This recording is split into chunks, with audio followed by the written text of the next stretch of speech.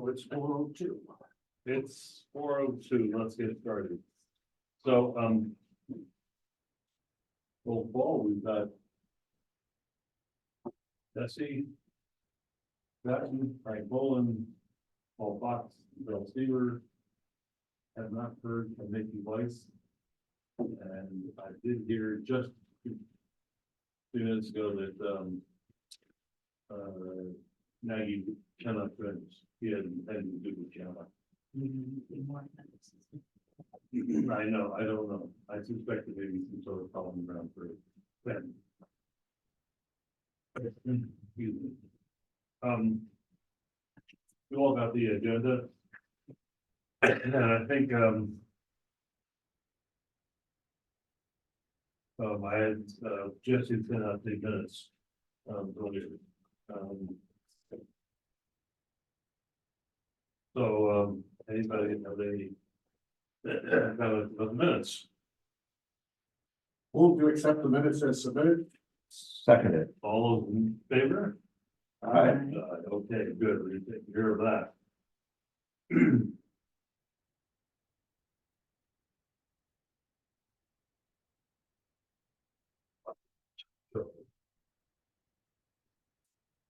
I don't know about allergies or just, I solid congestion. They've taken X-rays and they say you've got. so did they have any public, I guess there are no public comments, no one's here. And did they have any announcements they want to make? Okay, move on from there. So I talked to you, I think you all, in the meeting, on one basis, and I thought what we should do is probably, get the other to talk about what in fact we have been doing individually, and then try to bring that together, into what that works. Like we going forward. Let me start by saying, I've had no further communication with, yes, Oh, but blue, green, sorry, push it. Please. Now, son. I thought red was on. Now it's green. Okay, now I've got it. Sorry. That's it. You know, As far as I know, I don't. yeah, okay. Hold on. Go ahead. Red right return. No, just.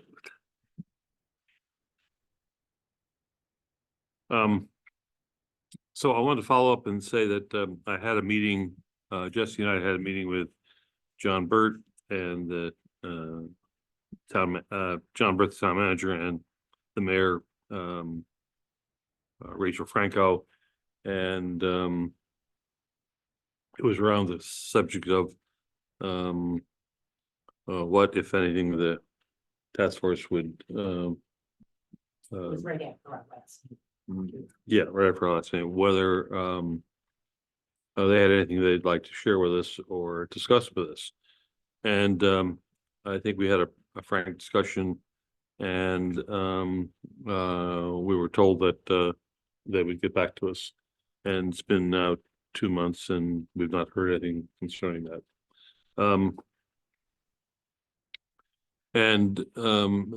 So we've just left the things the way they are.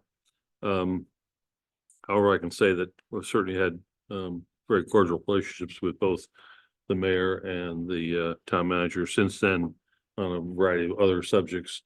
So we'll see what may transpire. So I thought we should start with just updating each other what we're doing or have been doing, because I know, well, I'm not sure what Fox has been doing, but I know what the rest of you have been doing. I wanted to update you with what's going on with the train stuff. That has dominated most of my waking hours for the last month and a half or so. Basically, a bill was introduced to the General Assembly to restore service on Shoreline East, and that was, everybody considers that to be a necessary step before one might expand Shoreline East to Rhode Island. That's been picked up and a joint sponsorship was introduced to the legislature, led by our representative Christine Connolly. I think there's not only a bunch of co-sponsors, but then there are a bunch of people who signed on with that as well. I've been to Hartford twice. Once, I'm told probably was, I guess I was involved with the original appropriations public hearing where they decided to push the bill that restores funding to the Transportation Committee for a substantive review. And that happened again, that happened a week ago, last Monday in Hartford. We organized a pretty substantial effort with our friends from the western end of Shoreline East, and then from the eastern end over in Rhode Island. And we had 175 people send in statements, and a number of people, including myself, testified before that committee of why it's important to restore what we already have. And then and that was left like that. We got I think a warm reception. A fair number of questions were asked, and then rather quickly that was referred back to the Appropriations Committee, and the Appropriation Committee is holding a public hearing tomorrow. I think you all got a copy of the information. Oh, yes. I hope it wasn't the 15th. Hmm? It's okay. Yeah, yeah, it's same time. On 10 o'clock. Lots of- Yeah. So there's a session tomorrow at 10 o'clock to hear further comments about the value of restoring Shoreline East. I expect we're going to have a pretty good turnout again. Probably not as big as the first one, because you can just ask people to do so much, and it doesn't go beyond that. But what I've noticed that some people who didn't testify last time have already sent me notes that they are testifying this time, so that's good. And so that will then go into the mix of however they make decisions in the Appropriations Committee in Hartford, and then I guess referred to the entire General Assembly for Unknown caller. While you take that bill can't go anywhere until there's a budget because it has budget implications. So it will be part of a final budget, which won't happen until the end of April or early May. yeah. Yeah, hello. I'm in the middle of a meeting. Can I call you back? Thanks so much. I will do that in this number. Thank you.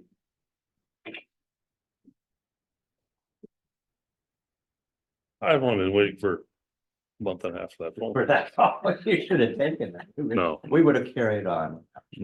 We'll get to it. Anyhow, where was I? Oh, okay. So Making progress. we're making progress, and so we'll see what happens with how the legislature handles this. It looks like we've got at least the legislature lined up for having a supportive effort here. Turns out that apparently there are more funds available than we had originally anticipated through the Highway Trust Fund. And so the state has the ability to switch money around between pots. And so I think that may be very positive. And it would appear that the people who will need to be convinced that this is important will be the administration, both the governor and the Department of Transportation. And so that'll be an ongoing effort on my part. And then the other thing to tell you is that next week on Wednesday, the Connecticut Public Transportation Council will meet in New London at the City Hall to hear to hear from Department of Transportation about the final, what the results of the final report on the feasibility study. And they'll be there to answer questions about basically rail service for the entire state. And what's interesting about this, the Rail Council last year was expanded to include bus people. So now we're finally gotten bus people involved. And so we expect to see, for example, SEAT to be present at that meeting. And we don't quite know what to expect because like the mayor of New London wants to show up and I'm not sure how that's all gonna. What about the mayor alone? He's gonna show up and be there and introduce everybody. Good. So this is gonna be good, but it's we have a couple of other mayors show up, it may be even more interesting. Long. Pardon? Long. It may be long, that's correct. But what is it is interesting is that the Shoreline East has gotten the attention of the western end of the line.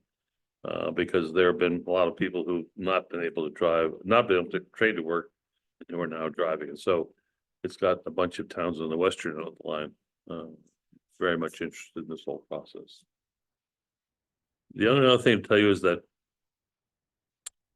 this weekend I'm going to Washington and we'll be joining the what's called the passenger rail, so the Rail Passenger Associations. They have a annual train day on the Hill. And so I am been elected to go represent Connecticut. And this will be basically to lobby on issues both related to Amtrak, but also related to rail service potentially in Connecticut. So not quite sure what to expect, but this probably going to be a pretty interesting time. We'll have delegations from both Rhode Island, New York, and Massachusetts there. We know. What's the organization again? It's the Rail Passengers Association, Thank you. RPA. Do you think that some of our folks are gonna be there, Blumenthal and others? Any idea? We have meetings with several, with 5 of the 7 members of Congress From here? from here. You have meetings or had meetings? We are going to have meetings. Gotcha. So I think that's quite Positive. positive. Sure. Now, tell me, if you can, in 25 words or less. Beyond the obvious. What does the federal government have to do with Amtrak? Funded. That's the obvious. That's the obvious. What's beyond the obvious? Beyond the obvious is that the federal government or the Congress provides direction to how Amtrak operates. Do they? Well, in general terms, yes, Right. because it's a private public corporation kind of arrangement, sort of like the postal service. And so, for example, I know for a fact that the reason we have a stop in Mystic is because congressional delegation said, you shall stop in Mystic. Certain number of times a day, Exactly. or we might not smile on your next budget Exactly. request. So there is an important and more importantly, at this point, the rail bypass issue has come up again because Amtrak was funded $4 million to do the study.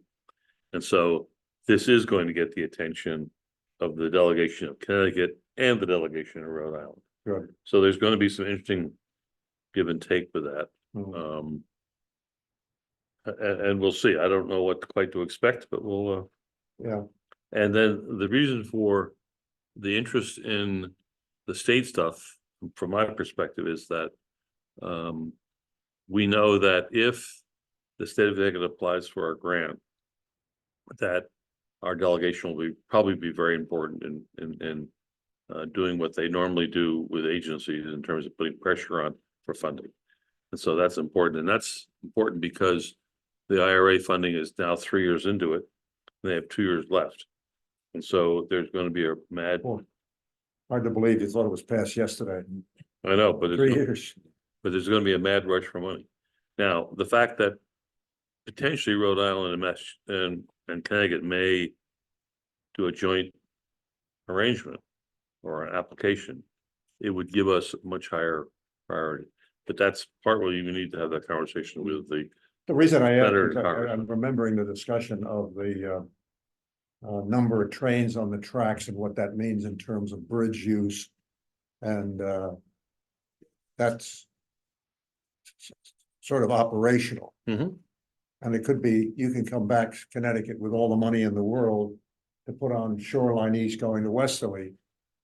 But you got no tracks to go there. Yeah. Because I own the tracks and I have them full. I'm using them, sort of thing. well, And the other issue, and the issue was when it was electrified in the first place, are the bridge openings, and the marine trades industry tries very hard to limit the number of bridge openings. particularly on the Mystic River And on the Closure- Connecticut. closure. and yeah. No, when they open the railroad bridge, I mean, excuse me. Yes, you're right. I'm on the Connecticut River. I'm trying to Right, sail up the right, river. right, And the bridge is down. right, right. Okay, sure. Yeah. Now, what the feasibility study said is that there was enough room at the present time for an additional train every hour. Something like that, that's right. Yeah, and so there is, Yeah. there is capacity. Now, what we don't know yet is what the Amtrak plans are. They refer to it repeatedly, but they never say Amtrak is proposing to do Right.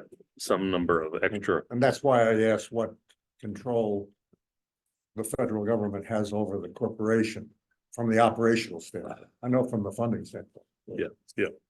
So and then we've got the regulatory process that fits into the middle of all that with the Coast Guard, because they're the ones who actually give the permits for that, Right. that whole management. So it's gonna be interesting and exciting to see what happens next. I'm right. I have to say our colleagues in Rhode Island have jumped on this in a way that I'm very pleased to see. I mean, they are moving forward rather quickly, and I thought that was very good. Relating this back to sustainability and resiliency for Groton, if we can get some of the 27,000 people who drive to work every day under trains, we improve our air quality, we reduce greenhouse gases. It's all good. I'm right. So that's what the hook is. I think that's what I have to offer for that. I will continue to do this. Jesse, you want to sort of describe what you've been doing? I've been sort of following it with you a little bit, but Jesse has been Writing testimony. yes. Turn your thing on. Fortunately. Writing testimony. Fortunately, the committees have their deadlines the last week in March, so that will be ceasing relatively soon. But there are several bills that I have either testified on individually, or I wrote testimony that we did send in for the task force when I couldn't reach all of you, but we put Zell's name on it and sent it in, which is probably the most significant bill out there in terms of what we are doing. It's a governor's bill, so that speaks well for it, Senate Bill 11, and it imposes a whole bunch of new requirements in plans of conservation and development related to threats of climate change, developing plans to address that. And I mean, it is a very detailed, very good bill, and Groton has just started the process of revising its plan of conservation and development, and needs to be done every 10 years. And when we per our met last with the meeting. town planner, he was about to put out an RFP for writing that. to be adopted by 2026, which is the 10-year period. So it will be a more significant undertaking than the town has undertaken in the past, because it will require that we catalog the vulnerabilities we have as a town to climate change, sea level rise, heat, all of those kinds of things, and cite ways of addressing those things. It, for instance, includes mapping the entire culvert system of the town with elevations and flow levels and all that kind of thing. So it has a lot of really good stuff in it. And In what? In the new conservation yes, plan? in any conservation and POCD adopted after I got it. 2024. It's really some specs that are written in the Senate 11. Yes, Got it. yes. That will There is then an- apply to our Right. conservation. There is another, excuse me, and that's 2025. There is another bill that makes that date 2024. It's a discrete little bill, but Senate Bill 11 is clearly the one with legs, and regardless, it will pertain to Groton's updated POCD. So that's something for us to keep our eyes on. Another governor's bill, which is tangentially, but not really, because we've pushed it for a long time, is House Bill 5052, I think that's right, which is another governor's bill that directs PURA, our regulatory agency, to develop a plan, a grant program for towns to apply for money to put solar on schools. And it's $25 million, and they're to have that program up and running by next year, and towns will apply for the funds to do that. And it's obvious, it's for solar that goes in after the date of the effective date. I mean, it's not back paying kind of thing. So that's kind of neat. That really came out of the Department of Administrative Services. The other big bill, and I believe it's a speaker's bill rather than the governor's bill, but is House Bill 5004. And that's the update to what is known as the Global Warming Solutions Act, which is where our goals for greenhouse gas reduction, et cetera, are. And this would extend those on out, establish an interim goal in 2040 on the way to 2050. It has more opposition, but it has legs, I think, because it is a speaker's bill, and the legislature got fairly seriously criticized last year for doing pretty much nothing on climate. So there is clearly a move to try to make some advances in that.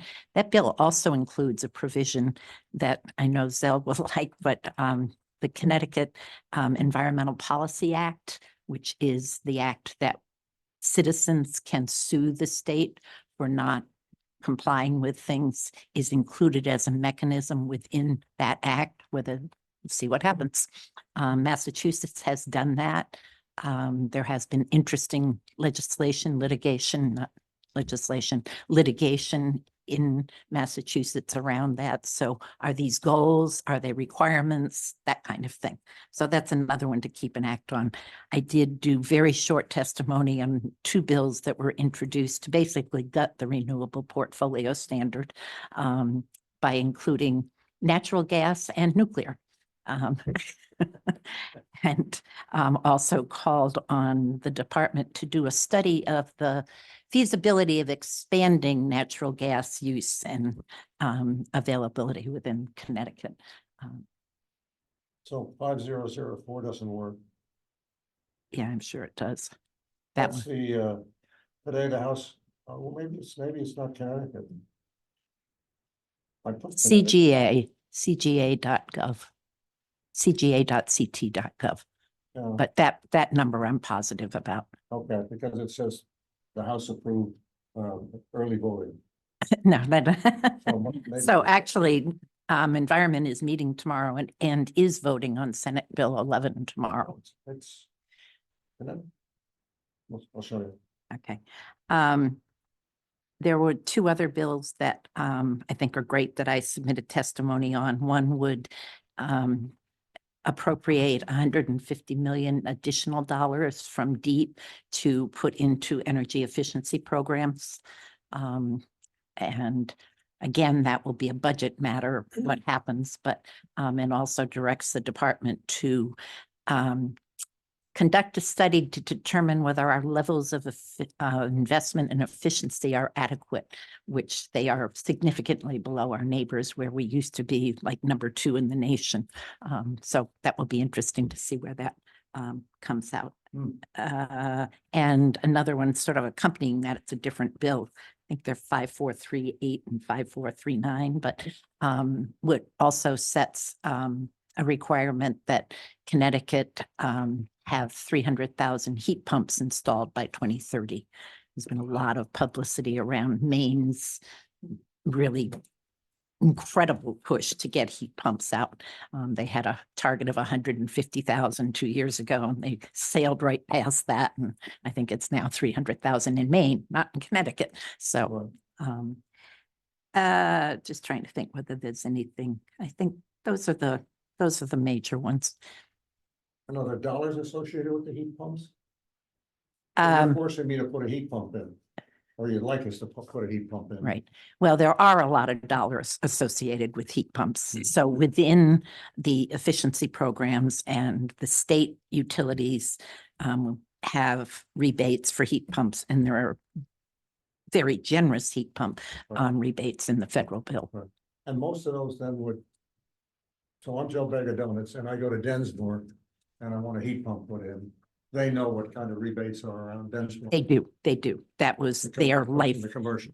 Yeah, no, and the main installers of heat pumps now are oil dealers, because they're getting clocked otherwise. And Right. so they have expanded their business to Right. do this.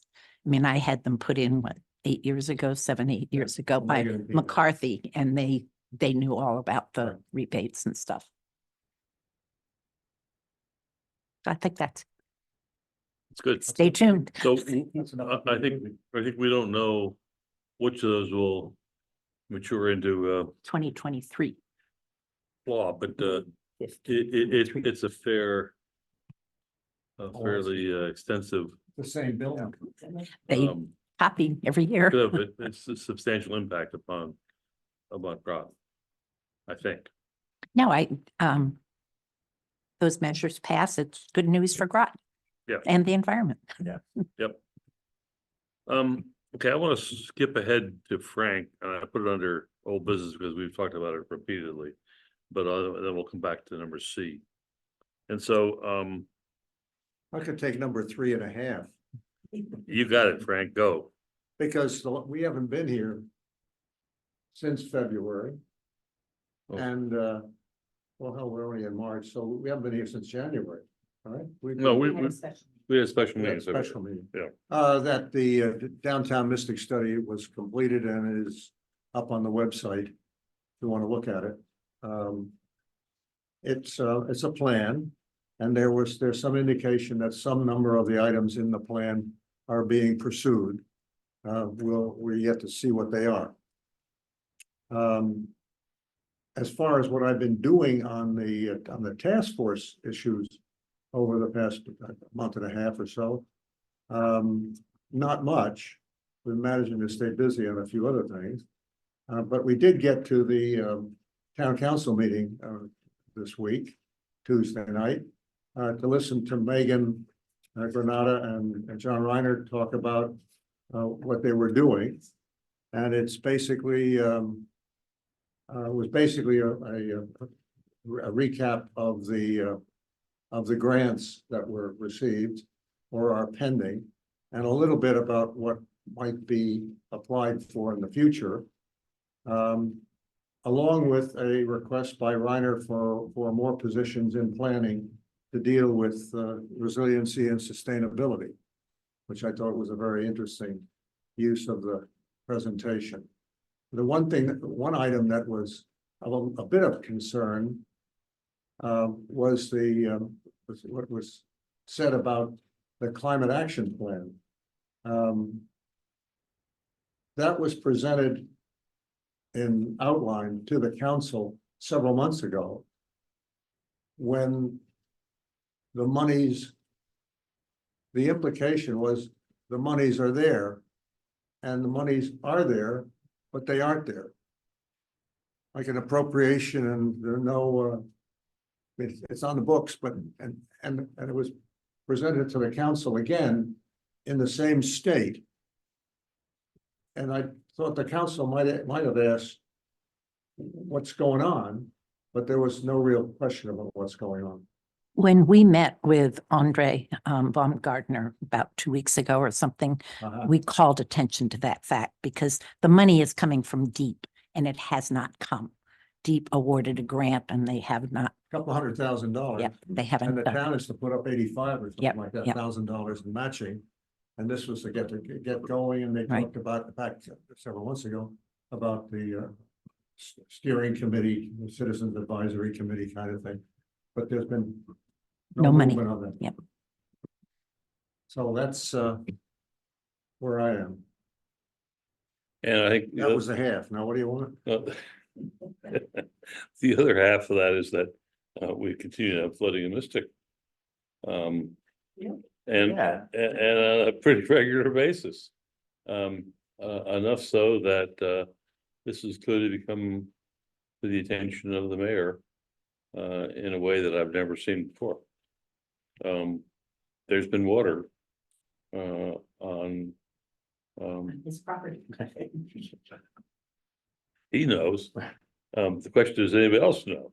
And I think the answer is, it's certainly becoming very apparent that the council level is having both observing it personally, but Yeah. also hearing from the public. Do you have anything you want Well, it's, there's been a dramatic increase in the water level in the last year. Okay, there has been a dramatic increase in the water level this last year. I think it is that iceberg that dropped in or something. I don't, What water level? well, it's every day it's very, I can see it, and it's it moves slowly, but if you take it on a 10-year basis, the water level is about a foot higher now than it was 10 years ago. What are you looking at? In Mystic River, it's Just the river. yeah. Well, that's basically not true, but go ahead. But it's, I have a floating dock, and I can watch where that goes and how high it comes up and how high it goes up, low it goes down. Right. And it is clearly a significantly higher level. Now it's, I haven't gone out there with a ruler and measured it, but I know in years past, there was, the mud flat showed for several hundred feet off the end of my dock. And the dock always floats now. It never sits on bottom. And there's never, the bottom is never showing anymore. And it's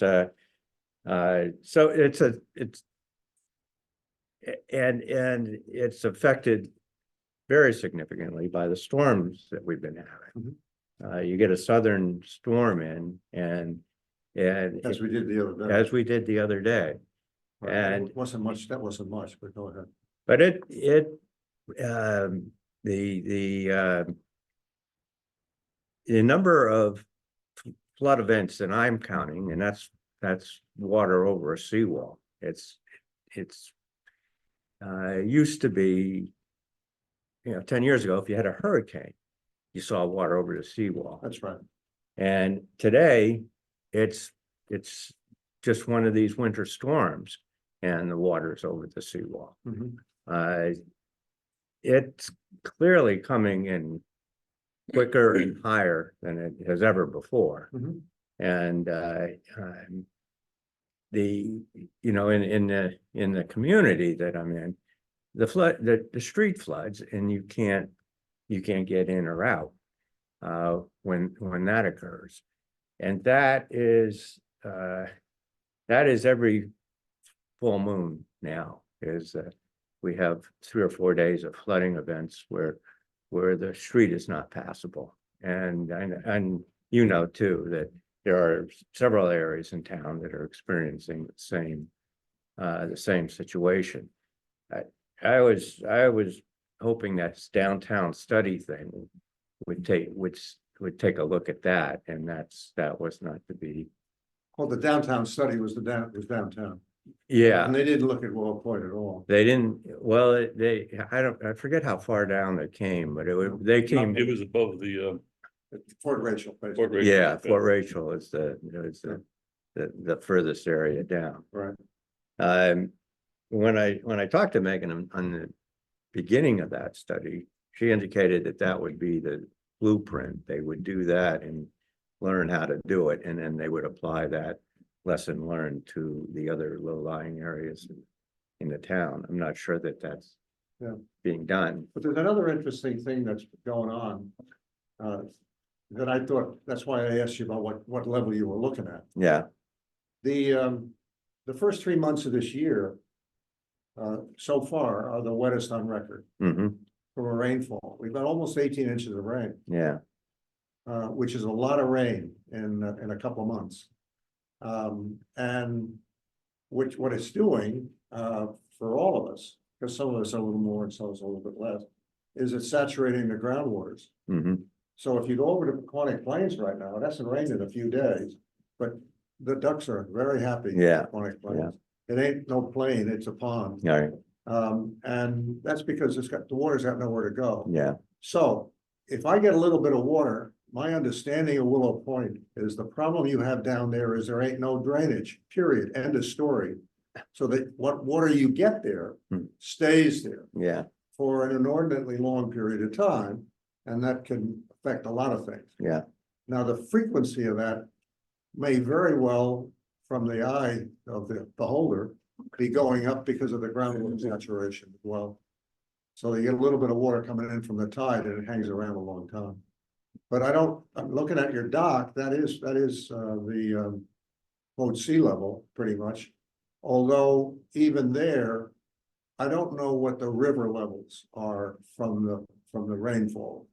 You know that the Connecticut's been at flood stage for the last two weeks or so. yeah. We generally, when they talk about inland flooding and high water as a result of river flow, the Mystic River is not that large a tributary to that, and we see very little effect in terms of the water level in the river as a result of rainwater. That the issues in the river, which is it's really a bay or an estuary, and it is affected by the tides rather than. Primarily by the tide, no question of that. Yeah. But a little bit goes a long way. And you're talking about compound effects. That if I get a little bit higher, that's as in 2 or 3 inches higher, you ain't gonna flood much of anything. But then you have 2 or 3 inches over the 10-year period due to sea level rise. Yeah, And then you have a little bit, if you look at the tidal data, all of the modeled tidal data yeah, are showing elevations lower than the observed. So the Yeah. observed tide is a red and a green line, I can show you. It's a red and a green line, and the red line is the observed, yeah, and it's shown as preliminary most of the time when you look first. But it's if you look at the model data, it's significantly lower. So you have all of those compound, and then a little bit of wind goes a long way sometimes. And then you add in the drainage and you add in the rainfall, yeah, dot. Yeah. yeah. so what you're saying is that what we're probably experiencing with the 18 inches of rainfall, the ground is much more saturated. And so when you do get a high tide, there's nowhere for water to go. You get it, and if you have a rainfall on it, and we had, last weekend, we had 2 inches of rain, Yeah, not quite 2, 1.73, something Yeah. like that. My gauge. yeah, the Willow Point as a community has both of those problems. So we have certainly Now, what happened with, when you and I talked about the drainage study? somebody did something somewhere, and we heard that it was Greg Hanover, right? Yes, DPW. yeah, Public Works, sorry, right. Public Works, but and they were looking at the drainage for some reason. Mm. But you never knew why, and they Never, never. and they never, yeah, I didn't, that's not ever been cleared up. I have to sit down with Greg and try Yeah, to we're just figure out. gonna do it, I was just thinking about it, Yeah, walk over and say it's there. Okay, a situation, Okay. but they came in, they did the survey. It's the first time I've seen them do the survey. And you may recall, I thought when I talked to the surveyors, they indicated they were doing it for the town. And when they said that, I assumed that they were doing a town survey, and apparently they were doing a survey just for the Willow Point area. So that they're. which is fine, that's what you want, That's right? fine, they're probably doing that for the other low areas too, but I'm not not clear on that. Right now, the only survey crew I've seen recently are the ones that are messing with Main Street in Noank, Yeah, and they got little blue, green, red, orange, and white stripes all over the place, Mhm. where they're trying to figure out, And what are they doing? well, they're gonna resurface it, but they gotta, before they resurface it, they gotta decide what to do with all the stuff that's underground. And there's, Where Senate Bill 11 will come in again with the requirement for culvert mapping, et cetera, and adequacy. that's, So are you saying there aren't any culverts in? there's nothing. Nothing. It's Okay. Interesting. they basically on Willow Point, they have it looks like a street drain, and they dug a hole under that. And that's the extent of what they call drainage on Willow Point. So a little bit of rain, that just fills up and it's done. it's done.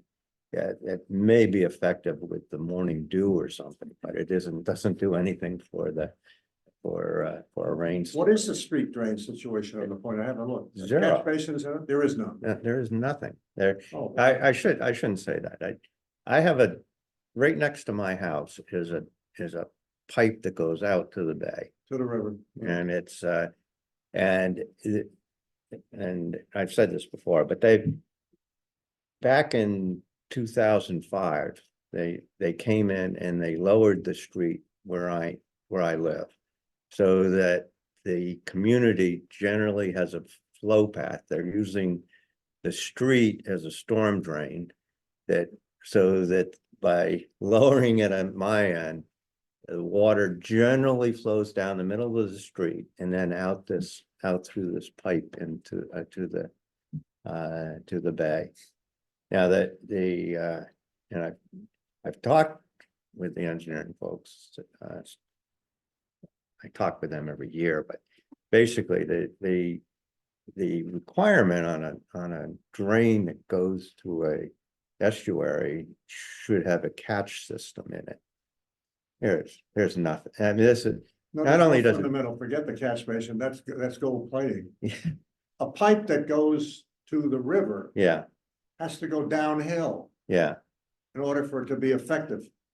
Just get There downhill. ain't no downhill on There's- Walton Point, there's no- that's the problem. there's And that's why. well, there's not, well, when I talk to the town, they are very hesitant. I put it short of refusing to, but they're hesitant to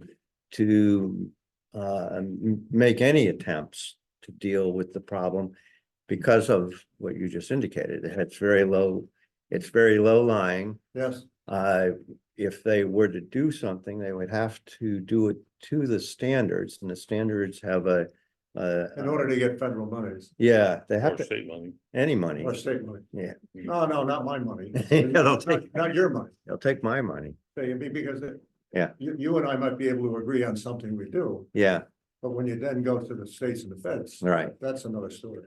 and well, it's generally a good practice to do things to a standard as well. So, but they need to have I think it's a 1 inch and 10 feet drop in a pipe. Probably. And that seems like you can go a long way, but when you start adding up those numbers and you only have 3 feet of elevation, that you don't get a lot of drainage. So the engineering solution to that is a pumping station at some Probably. point. But even that, you see, if I give it a 3-foot surge and you had one, where are you gonna pump the water? How fast you gonna bump it? Yeah, well, it's, there's a couple problems with that. One is that where you can pump it is prohibited as well. You can't just pump, you just can't pump overboard. So you have to have some catch system for it. And I don't know if I know it hasn't been studied, but basically we have a very significant wetland right up at the source Sure. of Cedar Point. Willow Point. And that is the use of a wetland is a filtering system for drainage. So it would seem that they would have an effective place to put water should they choose to put a pumping station in. But it's each one of those things, every time you introduce a new situation, it creates a difficulty that can't be resolved. And it seems like you can do, if you could put a pipe in that went right to the river, you could do it. But if you have to put a pipe in that goes to a pumping station, that goes to a filtration system that goes to overboard, then it becomes so complicated that people have difficulty doing that. Wow. So that's the blue is the tide. And the red is the observed, Really? right, and New London. Yeah, And if you just took this and blew it up, yeah, you'd see that everything is above the blues. yeah. Yes, I Now, how do they get blue? How do they get the numbers for the blue? know the numbers. That's a model. Okay. Okay, now, Now, is it a model based on 1970 data or is it a model? probably something like that. It's more recent than that, but here you are on the 10th or so, Yeah, and you've been running along, just forget about the blue, look at the reds. yeah, You've been running along 3 to 4, 3, a little bit more, 4 and a little bit more. That's the spring tide. And here comes a storm, yes. and you went up only a foot that day on the 10th. And then you're back down, seeing pretty good agreement here. Yeah, But that's sort of a nothing, yeah. but you Yeah. got your feet wet. Yeah, well, it was interesting because watching my neighbor's dog in that last storm. Well, it's a southerly wind. Right. Sure. Wind, Sure. wind, and it was way higher than that. So- And Whittaker, I'm sure, moved the boat and that sort of thing. Well, and the docks at Mystic Shipyard Oh, are starting to be underwater. I mean, you can't walk on the dock. do you know so I come across in a Willow Point, across the railroad track. Yeah, And I go down straight ahead and I keep going straight ahead. Yeah. And I'm gonna run into the Mystic Shed, yeah, okay, Mystic Shipyard Shed. right, And then I turn left and go down towards you, yes, okay? I'm in that shed. Okay, and if you looked at my staging ladders, they've got 1 foot water level. mm-hmm, There's a water line Borderline. on my staging, wow, okay? yeah, And that's up there. mm, That's Yeah. quote up in the air. right, Relative to, get further down. right, yeah, Now, no, it didn't happen this last week. I drove down, actually, I went looking at that. There was some water remnant. You see, it didn't stand because the tide went down pretty quick. yeah, But both gravel and pearl had water on yeah, them. And there was a rack line, along the Yeah. edge. Not much, but when I was there an hour later, not much in no ink and sort of a thing. Mhm. Now you've got, you see. So there's 2 things under Bowen on this one, that I would care to talk about quickly. One is the continuing interest in education. And one subject that came up and was mentioned again at the town council for different reasons was signage. Mhm. Way back when we first started this thing, we talked about the advisability of mounting a program that was directed at education. We talked about climate forums. We had one. And we talked about signage. Better use of the tide staffs that are all through this town. Maybe relocation of the tide staffs, Mhm. or increasing the number of the tide staffs, and along with them, a explanatory panel on what this all means. To give folks an idea, you're standing right here, right now, and realize that in 1938, you would have been 6 feet underwater. Yeah, Bubble, bubble, bubble, Mm. 6 feet right. underwater, not your feet, yeah. sort of thing. And I think I continue to favor that. And the subject, the reason that it came up again, it came up only under the heading of signage Mhm. from,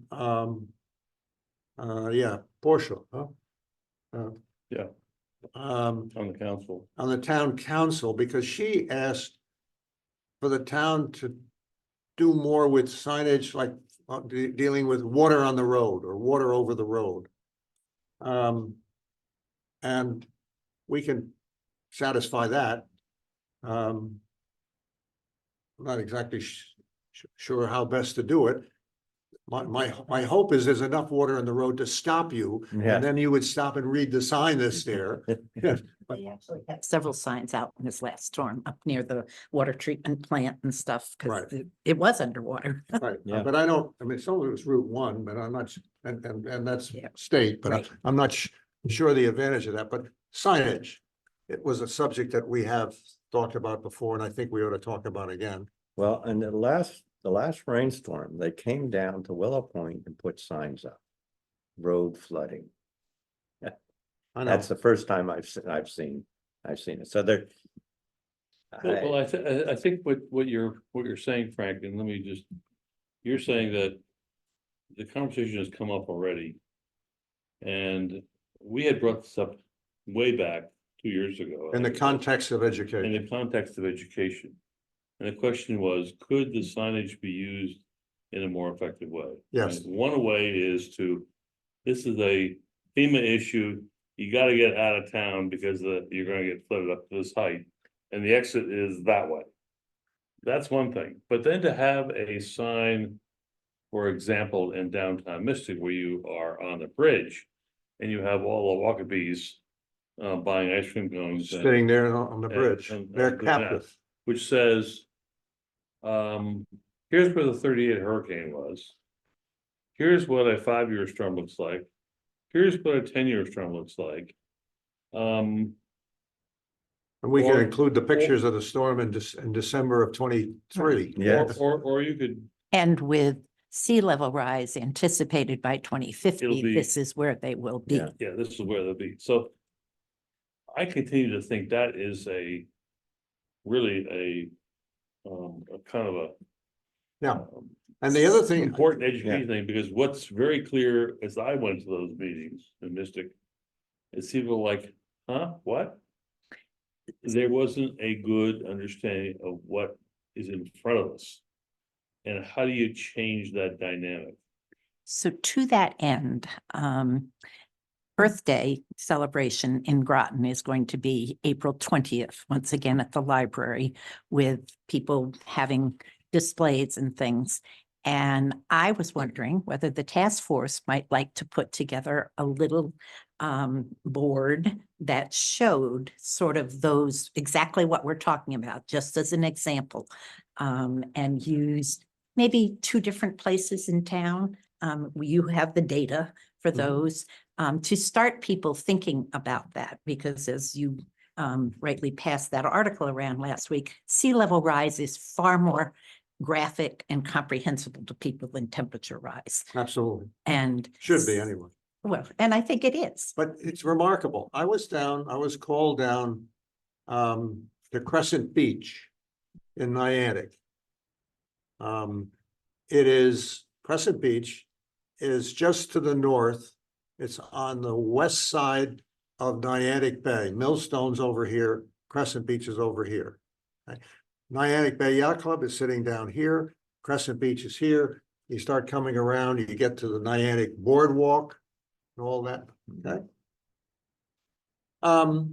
I think if you asked most folks in Niantic, they are very familiar with water level issues. They watch their docks going up and down, and on occasion they watch the walls fall apart. Yeah. I'm called down to Crescent Beach. Got that background setting? Mhm. I'm called down to Crescent Beach because the association wants to do something about the loss of the beach. Now, Crescent Beach has a sort of a public area right at the end of a road that comes down from Route 1. And that's what you'd probably see most of the time. But right next to it is a whole series of houses for maybe a mile till Hole in the Wall and a couple of others that you go up there. And there's some seawalls of various types in front of the houses. And if you look at that, and we were there about mid to low tide, there ain't much in the way of recreational beach above high water in that area. In fact, the high water line is about at the base of the seawall over there. And then you're looking out this way and there's Montauk. Mhm. Okay. So he says, we got to do something about this. I said, well, what would you like to do? Oh, we want a beach forever. Said, you do know that you're living in an area, you do know that the beach is the result of a neat balance between transport energies and sediment supply. If you got a lot of wave energy, you might lose your beach. If you don't replace it with some sand, you might lose your beach. So you look around here and A, there ain't no sand Yeah. supply. And B, you're looking off to the area where the God and his green acres is every now and then giving you some pretty energy storm. Yeah. As in last weekend, pick a name, Mhm. okay? It was short-lived, but you had a nice southerly blow. And then in the face of all that, we can bring sand in and we can pile it up, we can take it out and there was a piece in the day this morning about the problems they're having in Massachusetts in Salisbury Beach, where they put sand on and spent $1 million doing it, getting 5 million yards of sand, whatever it is, and it's all gone. Yeah. Okay. That's gonna happen. But you do know that you're also living in a situation where we expect sea level to be up by 20 inches by 2050. And I'm looking at your seawall here with the high water line right against it right now. Yeah. Think about it up 20 inches. Yeah. And there was silence. They had no idea. They had no idea. And they lived there is the point. Yeah. Well, So okay. we have a chore, I think, we as educators, we as a town committee have a chore that you can't tell them enough at times that this is the situation we're living in. That, and it may very well be that the only way you're going to see anything in Willow Point in 20 years, 30 years, is to raise the whole goddamn thing. Mhm. Roads, houses, everything else Yeah. have to come up. And without that, Yeah. you're underwater. Yeah. You're in Holland and you don't want to put a dike up. Yeah. That ain't gonna work. Yeah, it's, there are those kinds of solutions that have to be taken to, and if, I'm not sure we're willing to preserve areas, that's what I'm Right. really concerned about. The discussion is that we can't afford to do this, we can't afford to do that. Can't afford not to. Well, the end result is we can't afford to do it, then we have chosen to give up these areas. That's right. And we've, Louisiana's lost whole towns, whole areas are gone. Is that what we would choose to do up here? Now, from a personal level, when I try to do something, there are 15 agencies that are there to block me from doing it. Absolutely. And it's like it's like the agency doesn't understand that the water is rising. I can't put an inch on a seawall I can't raise I'm not allowed to raise my seawall. So, Well, be careful. You are allowed to raise your seawall with a permit. For you to get that permit okay, may take you 2 years to do it and cost you several thousands of dollars. The foolish thing is that it used to be, in less than 10 years ago, yeah, when you had a permit for a seawall. yeah, Also, seawalls are to be permitted. Permit for the seawall, you could raise that by a foot on it with a certificate of permission.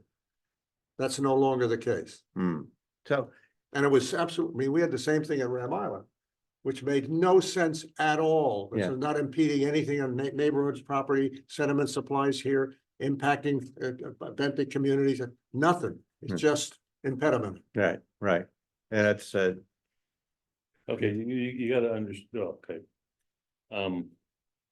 We're going off on a tangent here, okay, but let me, no, but let me Oh, the say. tangent was education. No, what what you've experienced is real. There's real reasons for why that happened. Because people, not to mention any names, but there are people in Noank who filled wetlands yeah. and created land and now have boat yards. Mhm. And that was determined not to be, because it was state property, not to be in there in the public interest. Right, And so you have these regulatory programs that grew up. Now, they weren't particularly interested in or didn't understand sea level rise, the regulators did, mhm, but they do now. So there's gonna probably have to be an evolution. Yeah. But I think what this conversation goes back to what you started, Frank, was that, and Jesse, that maybe there is room to do something at Earth Day with a couple of signs. to We show like us that. about it. But what I'm thinking is that maybe it's appropriate to have another Groton climate forum around sea level, where we have either on a couple of days or one big day or something or other, where we have a effort to in a public space, do a program designed to provide education. And that could include people like you, who can describe what's going on, how it's being measured, and sort of what the goals that have been set by the state. So we have some sense of this. yeah, And I think that would be, the follow-up to that would be, okay, so what do you and the public want as a result of this? Then the question is, what can we provide in the way of signage that actually might get people to understand what the problem is? right, Because I mean, there is always this structural, non-structural solution problem. The non-structural solution problems with sea level rise are very rapidly evaporating. I mean, they really are. yeah. And the structural solutions are rapidly increasing in price. And what's becoming clear from what I can read is that it's only going to happen around absolutely major metropolitan centers, like New York City will probably put a seawall around. Yeah, Boston, maybe will put a You mean a seawall, barrier? a barrier, Yeah. absolutely. Yeah. But is Groton gonna put a barrier around? no, Not like. And then the question is, so this is gonna be incremental, it's gonna be slow and it goes up. So at what point do you say, if you're below a certain level, you can't do certain kinds of things, certain activities, because you're just setting yourself up for a huge catastrophic loss. yeah, no, that's, you know, one of my frustrations with the town is that we've got, in Willow Point. Willow Point is what it is. It's this area we're seeing having these issues. You bet. They continually issue new building permits to build down there. It isn't like they don't know it. Yeah, yeah. So there, in the last 3 years, So we got Willow Point, we got downtown Mystic, we got parts of Noank, clearly got Groton Long yeah, Point. the town should not be Keep going. issuing building permits in areas that they know are gonna be a problem and that they, Why? because the town is choosing not to resolve the town issue problems in those areas. Okay, I asked you the why, not a cynical, Yeah. why? You choose to live your life on Willow Point. And you got the sea boots in the back hall and you got everything raised in the basement and along comes and you pay your taxes and I let you do it. What you're saying though is that the town has some responsibility for that. And I'm saying, no, I'm the town now. Yeah. No responsibility. It's your choice. You want to live down there, you live down there. And the other one is she may come back at me and argue about what it means from the environmental standpoint to have his house leaking into my river. Sort of a thing. There's some of that. Yeah. But if you want to live on the side of that volcano for as long as you can, hot damn splendid, and I'll tax you because I got to run a road up there and I got to run some water and electricity up there. But when it goes boom, don't come to me to ask you to rebuild that house on the side of the volcano. Yeah. The damnedest thing we have in the United States right now, of course, is that's just what you do. And it's just what I do. I give you the money to rebuild it. Yeah. And here you are in the Jersey Shore. I mean, there's an insane kind of cycle here. If you want to live on Groton Long Point in the low areas in Groton Long Point, with everybody telling you, including the building inspector, because he'll look at whether you have, if you satisfy the FEMA regulations and the rest for construction. That you're at hazard down here. You're in a V zone. You're in a flood zone. Yeah. That's fine. That's the United States. They're letting you do what you want to do. But Well, there's an it's- insane thing when you come back and ask me to pay for rebuilding it. But and I get that and today, that's why I mentioned new building permits. Some authority in the town has that authority and has that knowledge of the real problems that a property is going to have. We certainly have the authority to regulate it as it relates to zoning. One of our first recommendations was to ban any new non-water dependent construction in those zones. Yeah. In the 500-year And that's, floodplain. and what that says, and that goes to part of what you're concerned, Frank, is that you can own the property and you can do certain kinds of things on it. Just there are certain kind of things you can't do. For example, having a beach and having a front lawn that is going to go underwater regularly, that's cool. But don't put a house there and then why? Mhm. Well, because you got sewer and water you got to deal with. And we know seawater doesn't mix real well with that, Mm. particularly with the power. Yeah. And if you get some sort of emergency problem, like you've got to go to the hospital and you're in the middle of a storm, no one can get there. But you see, they come in here. My father bought this plot of ground in 1955. And for the last 100 years, I've been paying taxes on it. And now I want to build a house on it. My kids want to build a house on it, and you're telling them no. And they'll buckle in a minute under that argument. Mhm. Not only that, when you do build it, they'll tax the hell out of you. Yeah. So I mean, so that's I know Know that. that's the other end of it, is that you say that there's. We But can this- make all the recommendations in the world, but this is a fundamentally financial operation. That's what it is. But this is fundamentally why I would argue that a good educational program would be helpful, because these are the kinds of things you need to chat about. Right. Should be included in our POCD. And Absolutely. I think that's one of the opportunities over the next couple of years to influence how that document is put together and what is included in it. See, sitting here right Yeah. now, and going back to my story about my 1950s purchase of property. There could be some favorable economic system developed around when I donate that property. I'm not gonna build it, you're not gonna allow me to build it, but I'm gonna donate it as open space, and the town gives me a tax break on my upland property, or some damn thing. But there is, We're in partnership on this Yeah. whole thing. Because there is- for 50 years, 100 years, you've been taking my money.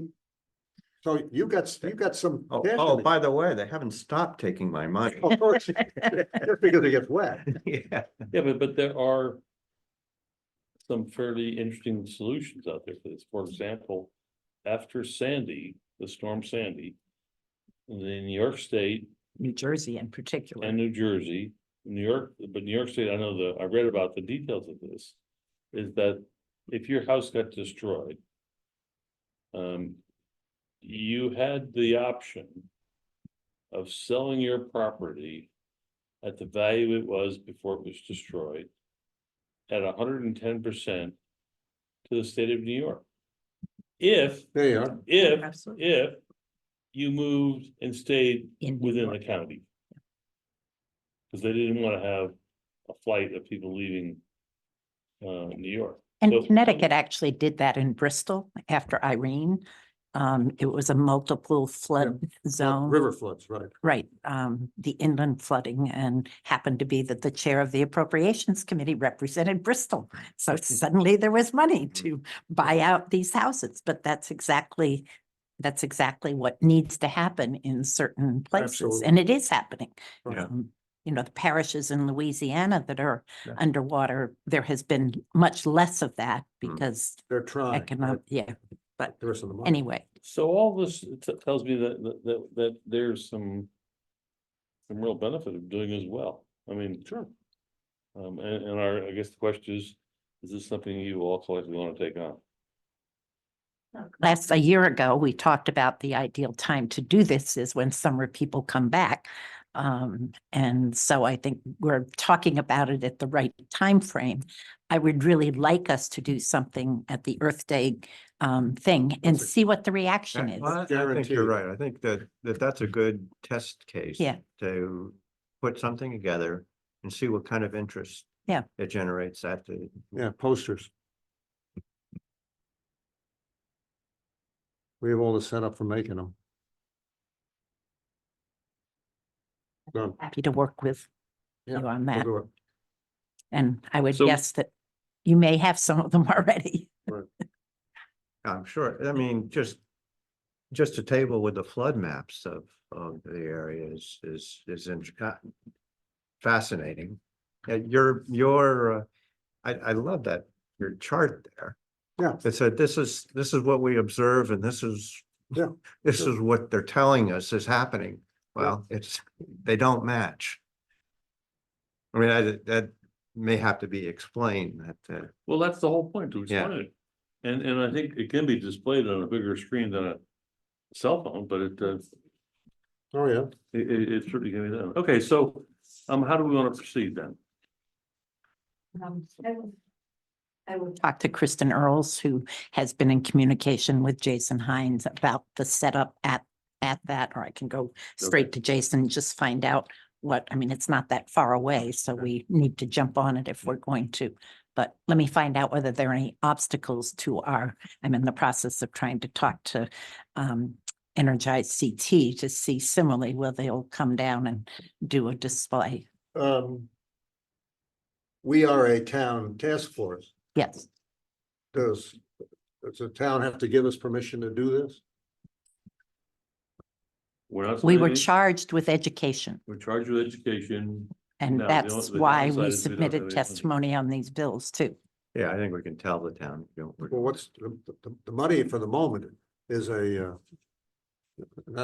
there isn't any needed. No, but I mean, I mean, beyond, maybe I'll need a few bucks to go over to Staples to buy a poster board, but I don't even think that. I I mean, mean, we've got the large format printers. what I will, if we use a town building, library or this building or. Pardon, it's outside. outside, Weather for yeah, but if we're gonna use a town facility, then I do need to let them know that we're doing it, and that's not a big deal, I mean. Oh, it's not a bad idea to tell them we're doing it. Oh, anyway. no, we have to do it anyhow. I mean, I always have, and so I Right, don't right. think, well, we change that. And I don't know whether you think the university might be interested in helping on this. What do you mean by the university? circa. That's like asking whether the government is interested in helping us. Circa the interest. Circa, how about that? Yeah, of course. Okay. Because I think this is the kind of thing that would be very positive. Yeah. And would put us back in a place where I think we should be. Okay, Yeah, I'm just looking at the flood maps too, those sorts of things, you know. Our flood maps. okay, okay, so that we sort of have covered. That thing. Are there other areas that you think, and we don't have to get into this because it's getting late. But other areas where you think educational opportunities exist at this particular point in time? Well, I was just gonna say, picking up on Paul's thing, let's see how this goes. Okay, Yeah, that's fine. yeah, I think But that, go I ahead. think that, you know, well, particularly if we get maps and we get things that are visual on a table. You know, if you're there, you can see what people kind of migrate to. That might be the basis for the signage that you put on the bridge. You know, that's Right. what are people understanding? There's different levels of understanding this and Good. No, I see. That's a good place to start. Okay. So are we on old new business? Well, we sort of mesh those two together. Go ahead. I've been thinking about our task force. And it's awfully easy to think about folding up our tent and going sailing. We've been at it for a while and we've got Megan charging around and Reiner charging around after her and all the rest of it. And we don't seem to have much coordination with them as they're charging around. And so you say, we've done all we can do. Let's go fishing or sailing. But then I sat down and I thought a little bit about how we got into this game. And we spent a fair amount of time meeting with town officials. Every one of the town departments and boards and functionaries sat in the chair for us. They're very kind to give us their time. And we heard from DPW and the rest of what's going on and what's not going on. And we heard from emergency planning and the police, how they're going to handle this, that, and the other thing. And we came up with a document that or maybe Z, I don't know, had the resolution that the town ought to be this and do that, and we got it passed. And that B, they ought to really commit themselves to a position in town government dealing with this. And we got that passed and we got that so on board.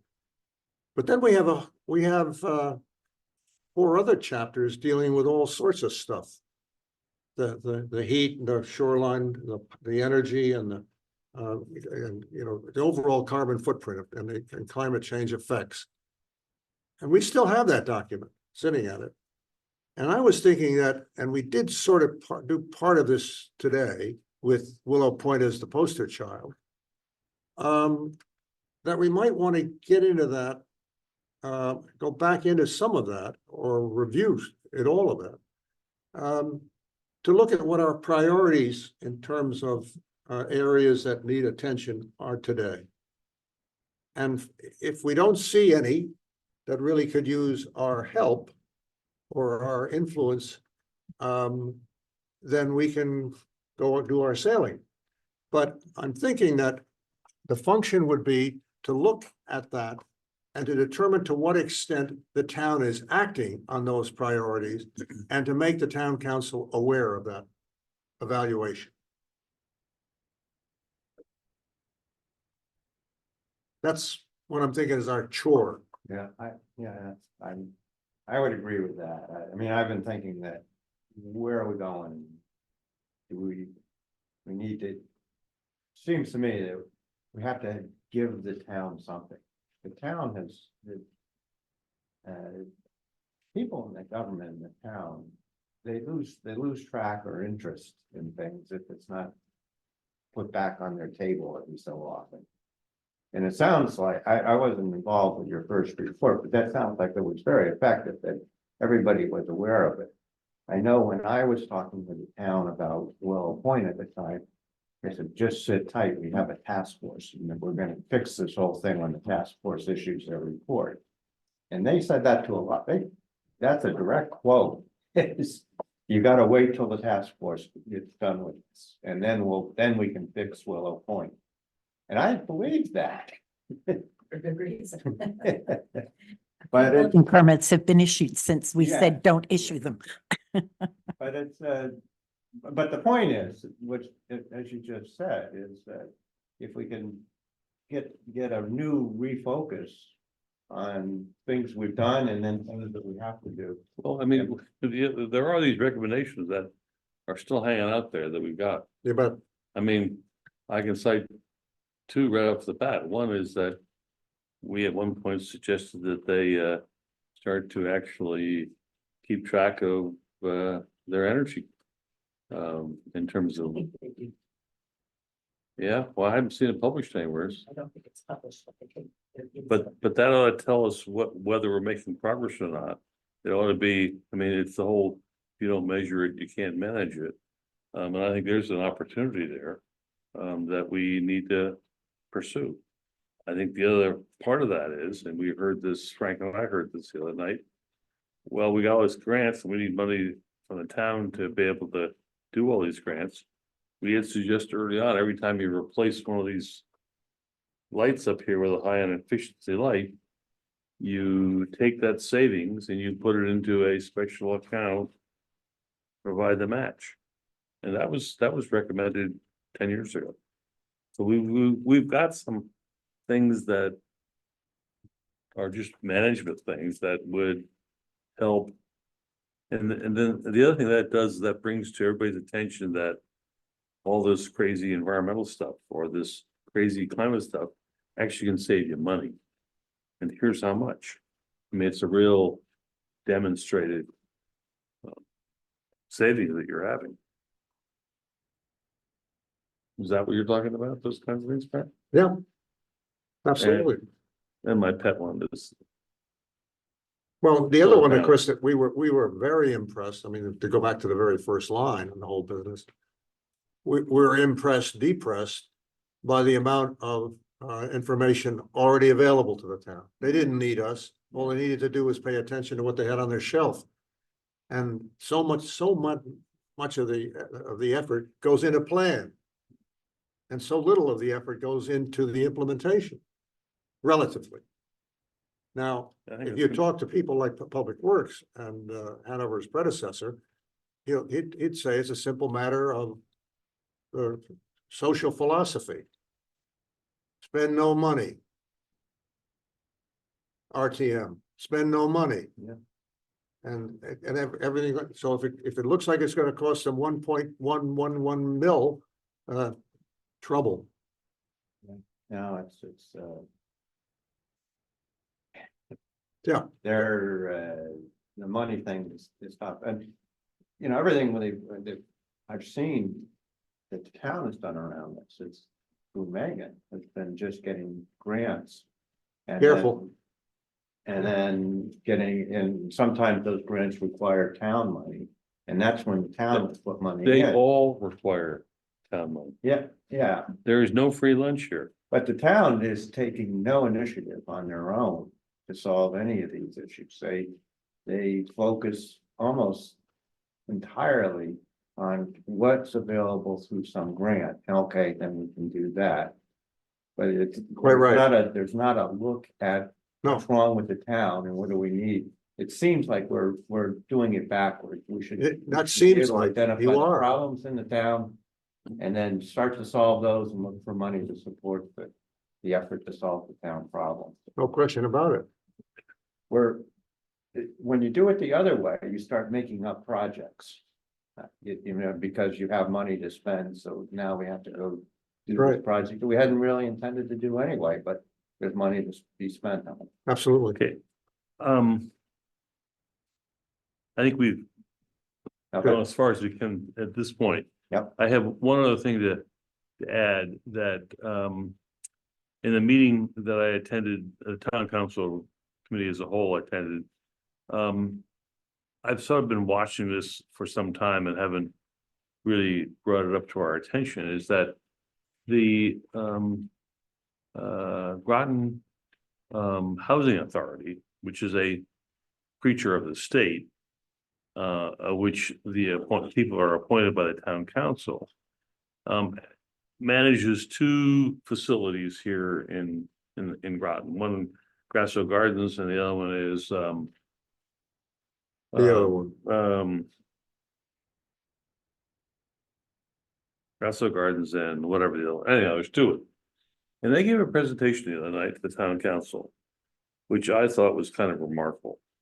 They described that they had these old buildings that were now 50 years old or so. They were not particularly well built, and they needed to be replaced. One, but two, they needed more facilities. And they've already done a couple of these things over here at the Grasso Gardens, I guess. And they were describing what it is they're doing. And so what I hear them saying, they've all got solar panels on the roof. They've all got ground heat pumps. They've got super insulated buildings. They're using sustainable materials. And On the new construction. on the new construction. And they're doing it. I mean, it's not something that the town has to pay for, but the housing authority is doing this thing. And so I thought maybe it might be a good thing to go back to at least pick these guys up for a conference, invite them in for a conversation about how they're doing it and what they think about the progress and how could that be applied elsewhere in the community? Because I mean, they're doing low income and moderate income housing. Yeah, but the other thing that I heard, this is a $40 million project that they've got going. They're relatively small places, and on a per square foot basis, those structures are costing you 40% more because they have to meet all lines of code that are particular codes of the whole thing than what you and I would be paying for a first-class house. So I don't know how much Joe Bag of Donuts can get out of the presentation. No, this is, Would take, I don't know what the specifics are of Grasso Gardens, but IBHS, the insurance business, home something or other, which has spent a lot of time on fortified home building. And every single time our building code comes up in the state for amendment, recommendations from IBHS are proposed. And by and large, the building industry tends to poo-poo them, and that's happening with, I just got an email day before yesterday, not yet adopting the new 2023 efficiency thing from the international code. And a lot of the testimony and stuff is that it increases the cost of things. And that has been debunked rather dramatically, because when you put together the life cost of things that, you know, I mean, I sort of laugh, I live in a ridiculously big house, but it's actually very cheap for me to live there because I have solar panels and I have heat pumps and, you know, Right, so right. I don't have a lot of those expenses Overhead, that right. would normally be a part of it.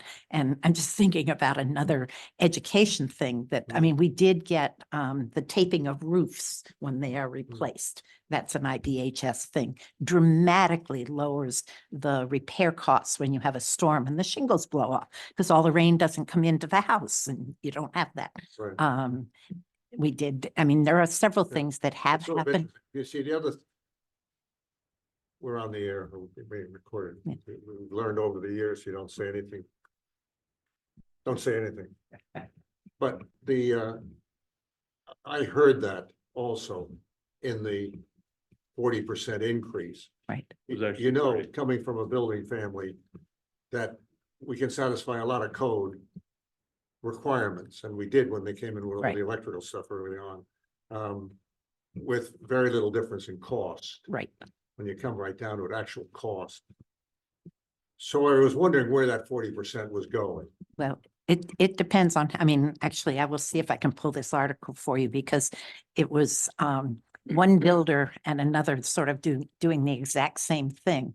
And it came down to, dollars on the square foot as opposed to hundreds of dollars on the square foot. Right. And, we built a super insulated house in 1980. Did it cost a little more to build it at the time? Yeah, because it had double thick walls and all those kind of thing. But it's very cheap house to live in. Right. Well, if you would be interested in this, I'd be happy to set this up. Sure. But I just think there's an opportunity here. Here we got someone in town who is part of the town, who's providing an important service for a whole bunch of people. And the question is, can that model be applied more broadly? And tell us a little more about the details here. That's what I'm thinking. Should the building inspector be here as well, something like that? That might be sort of interesting. Yeah. And I haven't checked to see.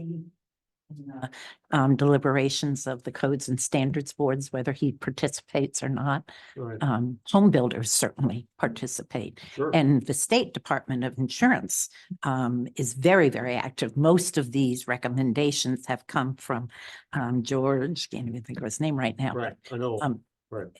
Because exactly, they build a resilient housing structure. Right. Raising and we've talked about this, Okay, base so flood we'll quit here a elevation. second. Yeah. Okay, Yeah, we should So- quit, sorry. so we got enough, Move to adjourn? move to adjourn? I would move to, did you move? I will second. Okay, all those in favor? Aye. Thank Okay. you. I've got people at my front door right now, so I gotta. No, wait, are they in a boat? No, they're not in a boat, but they're They're looking for dinner.